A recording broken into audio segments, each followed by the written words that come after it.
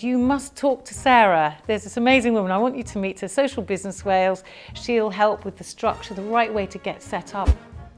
She's just so kind of calming and positive, and I think for me as a non-business person that you feel you can go to someone who's seen it all, isn't fazed by your own ups and downs, and it's just there for you, and that's the most amazing support. My name is Sarah Owens. I'm a business advisor for Social Business Wales, based in Pembrokeshire and South Ceredigion. We deliver support starting from strategic development right the way through to business and financial planning, tax advice, HR support, the whole breadth of the business support spectrum. My name's Gitty. I'm the founder, director and project director for a very big pile of renovation work here called HaverHub in the middle of Haverfordwest in Pembrokeshire. We're in an old post office. It's the county headquarters. It's an amazing site, big warehouses and the actual proper heritage building. It's going to be a community hub for all ages, to be open all year, all days of the week hopefully, and the idea is it's going to help the regeneration of the county town, giving people of all walks of life the reason to be in town regularly for socialising, coming together, and I believe when you put people together that's when the magic happens. My first conversation with Gitty was very interesting about her plans for HaverHub and how she wanted to develop and support the regeneration of Haverfordwest. She was inspiring. We had an hour's conversation on the telephone, and where she talked about all the different things that she wanted to do to support the young people within Pembrokeshire and specifically Haverfordwest, and develop a creative centre where people could come in and be innovative and creative. I think HaverHub is a very ambitious project. We're trying to be all things to all people.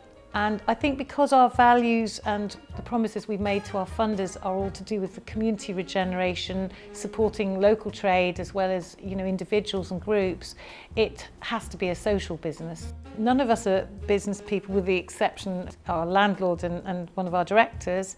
So it's a big uphill journey, which I think is where Social Business Wales has come in for me personally. When I started, it was just with an idea, no building, no money. Gitty's vision was inspiring. She'd obviously had a lot of passion for what she wanted to do. Haverfordwest is an amazing medieval town. It could be absolutely stunning. So I wanted to find out what was missing. That first grant was the gateway really to starting the whole thing. Gitty needed support and direction initially with governance. Looking at the structure of the organisation, making sure that the right pieces of the jigsaw were in place to achieve the vision that she required. We started with a plan of action as to what support she would need.